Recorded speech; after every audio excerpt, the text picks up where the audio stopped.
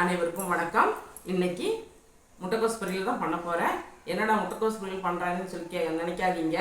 நான் ஒவ்வொருத்தரும் ஒவ்வொரு விதமாக செய்வாங்க. நான் இந்த மாதிரி தான் பண்ண போகிறேன். எப்படி பண்ணுறேன்னு சொல்லிட்டு பார்க்கலாம். வீடியோக்குள்ளே வாங்க.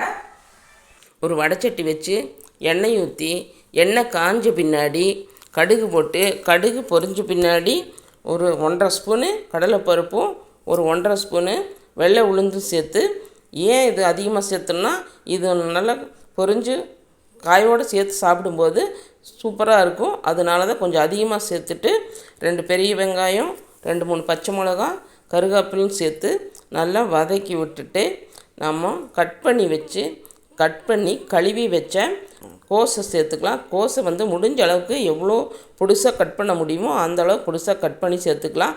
அப்போ தான் இது சீக்கிரமாக வேகும். சேர்த்துட்டு ஒரே ஒரு பிஞ்சு மஞ்சத்தூளும் தேவையான அளவு உப்பும் சேர்த்து நல்லா பிரட்டி விட்டுக்கலாம். இப்போ செய்யும்போது இந்த முட்டைக்கோஸ்லேருந்தே தண்ணி விடும்.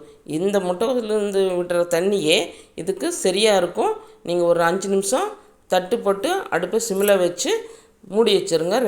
மூடி வச்சுட்டு 5 நிமிஷம் கழித்து ஓப்பன் பண்ணி காய் வேகாமல் இருந்ததுன்னா கொஞ்சமாக தண்ணி தொளித்து மறுபடியும் பிரட்டி விட்டுட்டு மறுபடியும் ஒரு 2 நிமிஷம் மூடி விட்டுட்டு 2 நிமிஷம் கழித்து பார்த்தோம்னா காய் நல்லா வெந்திருக்கும். இந்த சமயத்தில் நம்ம ஒரு கைப்பிடி மல்லித்தலையும் ஒரு கைப்பிடி தேங்காய் துருவலும் சேர்த்து நல்லா மிக்ஸ் பண்ணி எடுத்தோம்னா சுவையான சூப்பரான முட்டைக்கோஸ் பொரியல் ரெடி. இது சுடு சாப்பாட்டில் போட்டு பிணைஞ்சு சாப்பிட்லாம். அவ்வளோ டேஸ்ட்டாக இருக்கும்.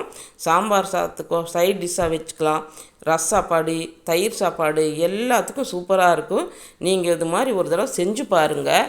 செய்து பார்த்துட்டு எப்படி இருந்ததுன்னு கமெண்ட் பண்ணுங்கள். இந்த வீடியோ பிடிச்சிருந்ததுன்னா மறக்காமல் ஒரு லைக் போடுங்க, சப்ஸ்கிரைப் பண்ணுங்கள், ஷேர் பண்ணுங்கள், கமெண்ட் பண்ணுங்கள். வாழ்க வளத்துடன் நலத்துடன்.